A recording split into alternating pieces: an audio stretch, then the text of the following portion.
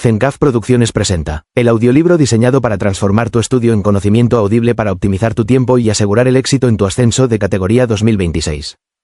Guía para la identificación y denuncia de la violencia intrafamiliar en el ámbito educativo. Introducción y contexto general.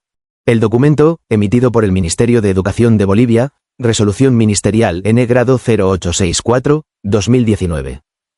Constituye un instrumento normativo y operativo de suma importancia para la garantía de los derechos de la niñez y adolescencia en el sistema educativo.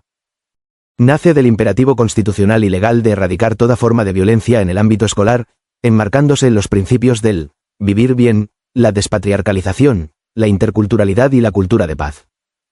Su propósito es establecer una ruta clara y vinculante para la prevención, detección, actuación, denuncia y protección en casos de violencia ejercida por cualquier miembro adulto de la comunidad educativa hacia los estudiantes. El protocolo se actualiza para cumplir con la Ley N grado 1173, que exige una perspectiva no revictimizante en la atención de casos de violencia contra niños, niñas, adolescentes y mujeres. Y se presenta como un avance significativo en la consolidación de un sistema educativo más seguro y equitativo. 1. Fundamento normativo, conceptual y principios rectores. 1,1. Marco legal y normativo. El protocolo se sustenta en una amplia base legal que abarca desde la Constitución Política del Estado hasta normativas específicas.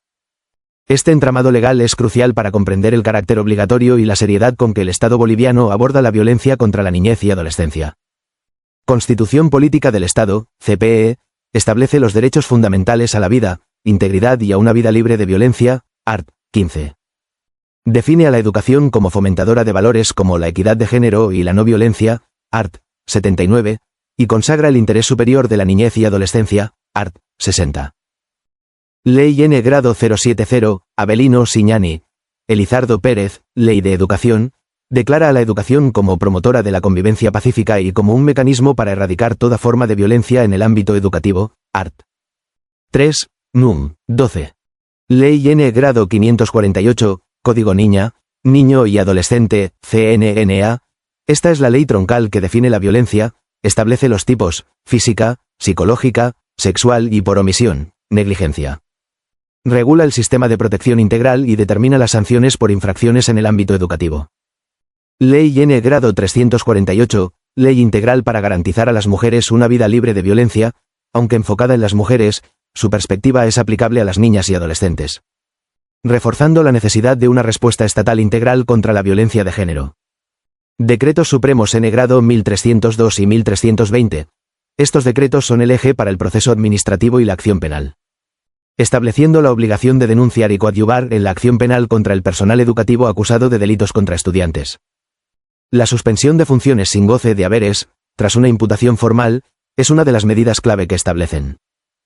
Decreto Supremo N grado 0813 y Resolución Ministerial N grado 1239 sobre 2018, definen la estructura y funciones de las direcciones departamentales de educación y regulan el registro de rótulo observado para el personal docente y administrativo sancionado. 1,2. Conceptos fundamentales y definiciones operativas. El protocolo parte de definiciones precisas que guían su aplicación. Estas son esenciales para que los actores educativos identifiquen y clasifiquen correctamente los actos de violencia. Violencia. Se define conforme al art. 147 del CNNA como toda acción u omisión que ocasione daño o sufrimiento físico, mental, afectivo o sexual, o incluso la muerte. Violencia psicológica. Agresión verbal o emocional, insultos, humillaciones, amenazas, chantaje, manipulación, difusión de rumores, que menoscaba la autoestima y la salud mental. Se basa con frecuencia en estereotipos y prejuicios. Violencia física. Acción intencional que causa lesiones corporales, golpes, quemaduras, fracturas, etc., tipificadas como delito en el Código Penal. Violencia por omisión o negligencia. Forma pasiva de violencia que se da por el incumplimiento de las responsabilidades de cuidado y protección, tanto en el hogar como en el ámbito educativo, EJ. Ausencia de supervisión, no proveer alimentación, no acompañar en obligaciones escolares, desatención de necesidades educativas especiales. Violencia sexual. Es un concepto clave en el protocolo, definido como cualquier actividad de naturaleza sexual o erotizada en la que participa una niña, niño o adolescente sin su consentimiento. Aprovechando la asimetría de poder y coacción por parte del adulto. Abarca desde el acoso verbal y el exhibicionismo hasta el abuso con o sin penetración y la explotación sexual, pornografía, trata. El protocolo es explícito al considerar estas conductas como delitos de interés público. Efectos de la violencia. Se describen detalladamente las consecuencias a corto, mediano y largo plazo, clasificadas en emocionales, depresión, ansiedad, cognitivas, bajo rendimiento, desinterés, y conductuales, agresividad, aislamiento. 1,3. Principios rectores. El protocolo se rige por un conjunto de principios que aseguran un enfoque de derechos humanos y una actuación ética. 1. Interés superior de la niña, niño o adolescente. Es el principio rector que debe primar sobre cualquier otro interés, institucional, de los adultos, etc. 2. Cultura de paz. Busca promover la resolución pacífica de conflictos y la convivencia armónica. 3. Lucha contra el racismo y toda forma de discriminación. Reconoce que la violencia puede estar motivada por prejuicios y estereotipos. 4. Respeto a la identidad, integridad y dignidad. 5. Prioridad absoluta y atención preferente. 6. Equidad de género e igualdad de derechos. 7. Desarrollo integral. 8. Oportunidad y celeridad en la prevención y atención. 9. Corresponsabilidad de los miembros de la comunidad educativa. 10. Participación. 2. Estructura del protocolo y actores involucrados, partes y 2. El protocolo se estructura en 3 partes principales, asignando responsabilidades específicas a cada nivel del sistema educativo. 2,1. Prevención de la violencia por parte de autoridades educativas, parte 1. Esta sección detalla las responsabilidades de las autoridades para generar un entorno preventivo y de respuesta efectiva. La prevención se concibe como un proceso jerárquico y coordinado. Ministerio de Educación. Tiene un rol de liderazgo y coordinación. Acciones clave. Fortalecer la coordinación interinstitucional, consolidar la información nacional de casos para formular políticas, y proporcionar herramientas para la resolución pacífica de conflictos. Rol de los abogados defensores del Ministerio. Un aspecto crítico es su función de denunciar ante el Ministerio Público los delitos sexuales en un plazo máximo de 48 horas y formalizar la querella en 72 horas. Son responsables del seguimiento penal y de remitir la imputación formal para aplicar la suspensión del personal implicado. Dirección Departamental de Educación, DDE, actúa como brazo ejecutor de las políticas en el departamento. Acciones clave. Garantizar la implementación de planes de convivencia armónica y pacífica, denunciar y coadyuvar en acciones penales contra personal del SEP, sistematizar información de casos y coordinar con otras instituciones de protección, DNA, CEPAT.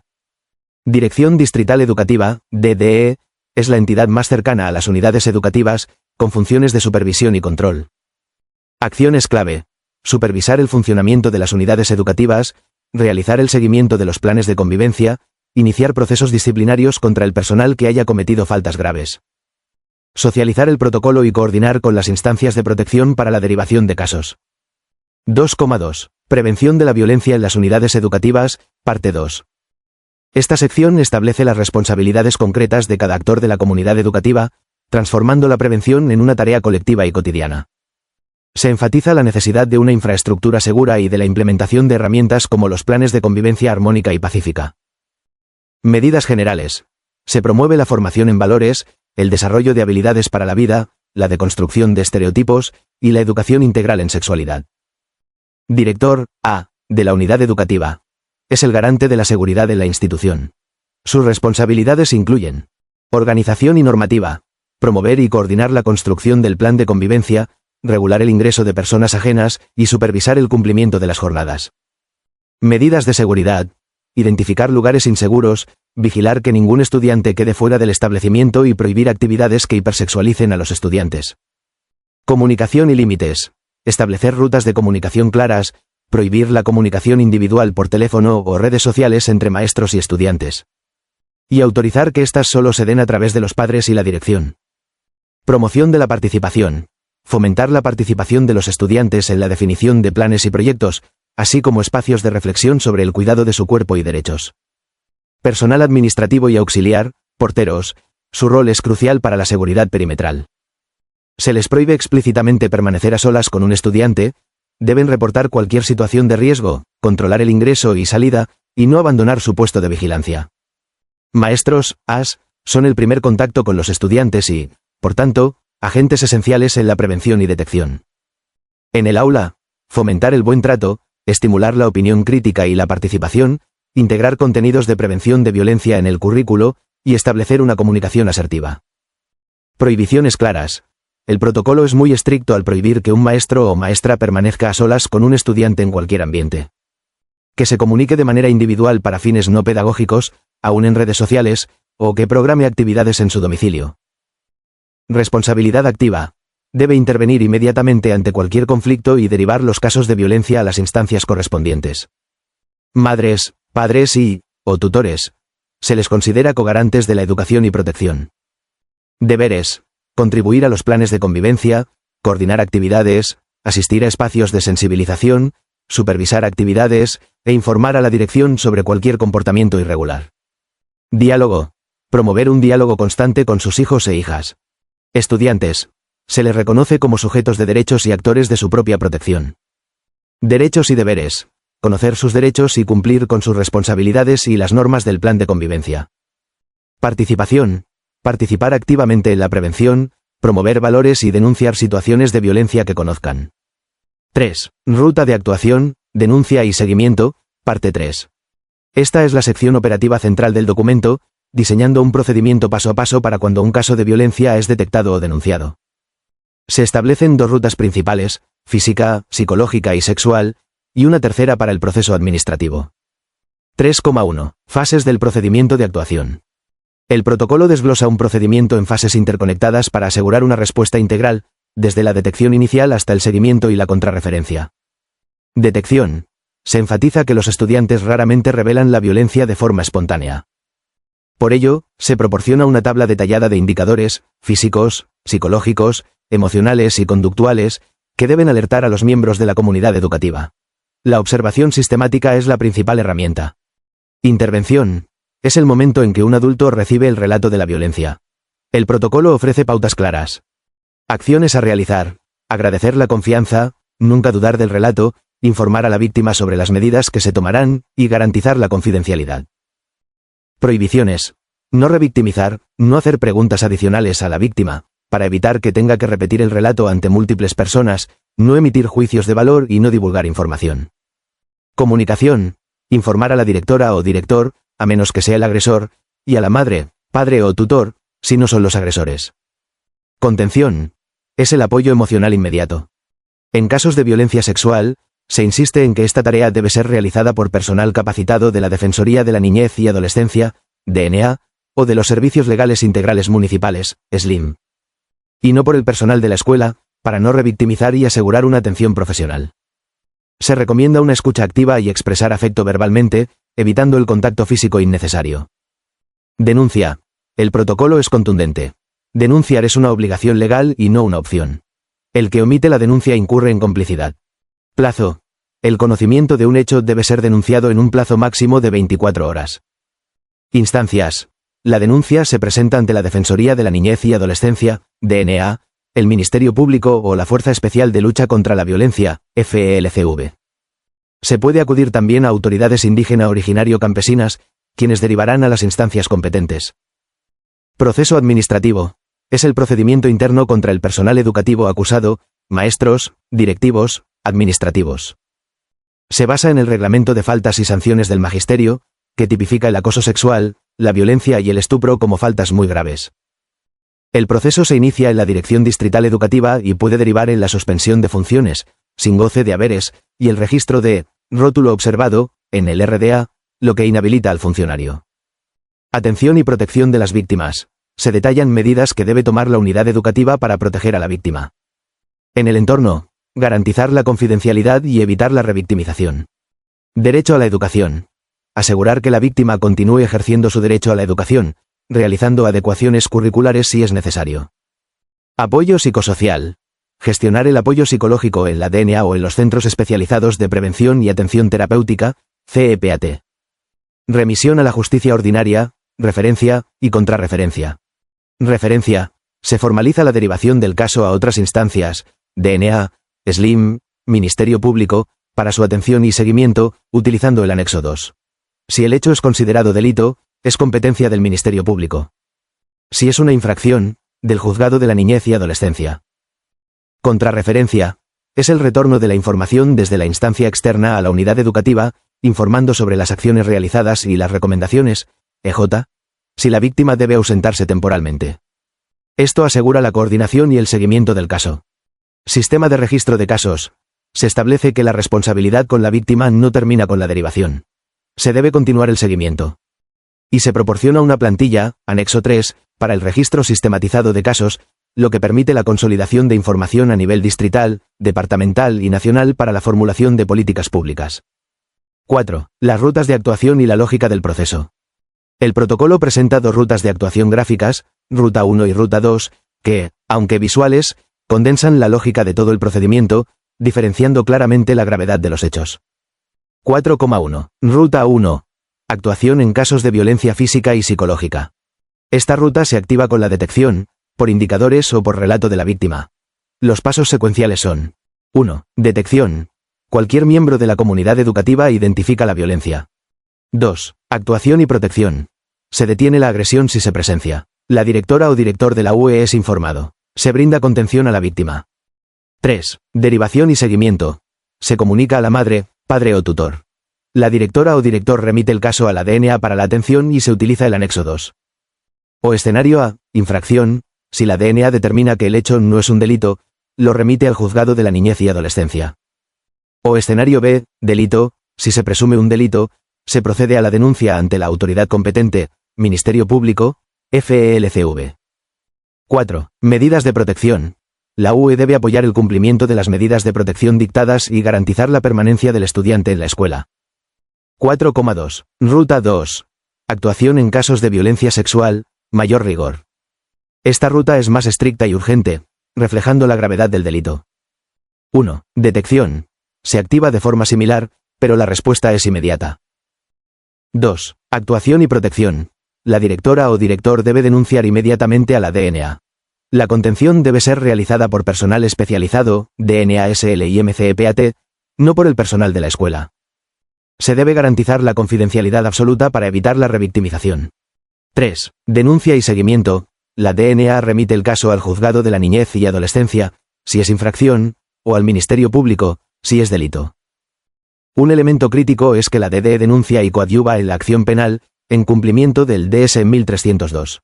Además, una vez obtenida la imputación formal, se inicia el proceso administrativo, Ruta 3. 4. Medidas de protección. Incluyen el acompañamiento a la víctima durante el proceso, la derivación a servicios terapéuticos especializados, CEPAT, y la garantía de su derecho a la educación. 4,3. Ruta 3. Proceso administrativo y registro de rótulo observado. Esta ruta es el procedimiento interno sancionador contra el personal del SEP. 1. Inicio del proceso. Se inicia en la Dirección Distrital Educativa tras la imputación formal del Ministerio Público o una denuncia grave. 2. Suspensión y sanción. Se aplica la suspensión de funciones sin goce de haberes, DS 1302 sobre 1320. Se sigue el proceso disciplinario según el reglamento de faltas y sanciones. 3. Registro. Si se emite una resolución sancionatoria o sentencia condenatoria ejecutoriada, se procede al registro del rótulo observado, en el Registro Docente Administrativo, RDA, lo que impide su reincorporación al sistema educativo. 5. Conclusiones y aportes críticos para la investigación doctoral. Desde una perspectiva doctoral, el análisis de este protocolo revela múltiples dimensiones de interés académico y de política pública. Aciertos y fortalezas. 1. Enfoque integral y sistémico. El protocolo aborda la violencia desde una triple perspectiva: prevención, atención y sanción. No se limita a la reacción, sino que construye un sistema de responsabilidades para toda la comunidad educativa. 2. Claridad operativa y normativa.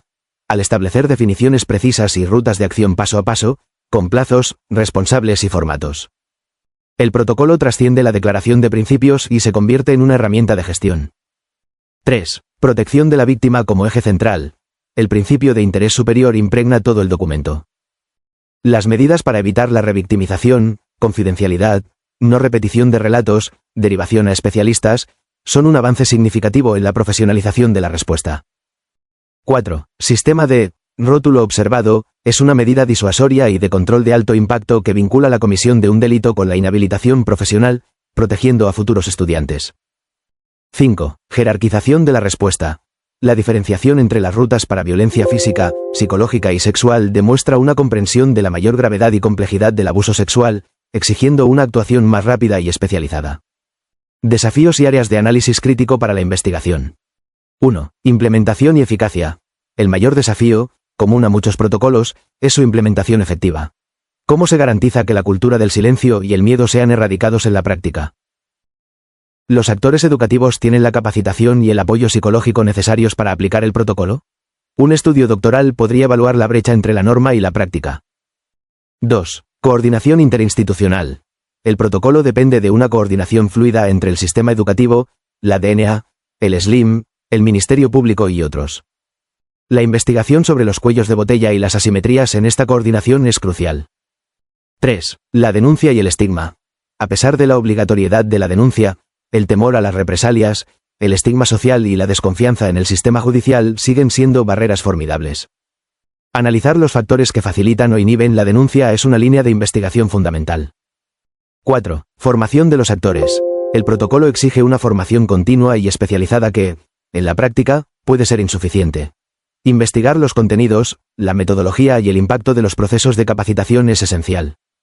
5. Enfoque en la justicia restaurativa vs punitivo. El protocolo se inclina hacia un enfoque punitivo, sanciones, suspensiones. Sería interesante explorar cómo se integran, o no, enfoques restaurativos que, sin dejar de sancionar, permitan reparar el daño en la comunidad educativa. 6. Violencia entre pares y ciberacoso. Aunque se menciona la violencia entre pares, el protocolo se centra en la ejercida por adultos. Las nuevas formas de violencia, ciberacoso, violencia entre estudiantes, requieren una atención más detallada y posiblemente un protocolo propio. En definitiva, el protocolo de prevención, actuación y denuncia es un documento robusto y técnicamente sólido. Sin embargo, su verdadero valor se pondrá a prueba en su aplicación cotidiana. La investigación doctoral debe centrarse en el estudio de su implementación. Su eficacia transformadora y los factores contextuales que facilitan o limitan su capacidad de garantizar una educación libre de violencia para la niñez y adolescencia.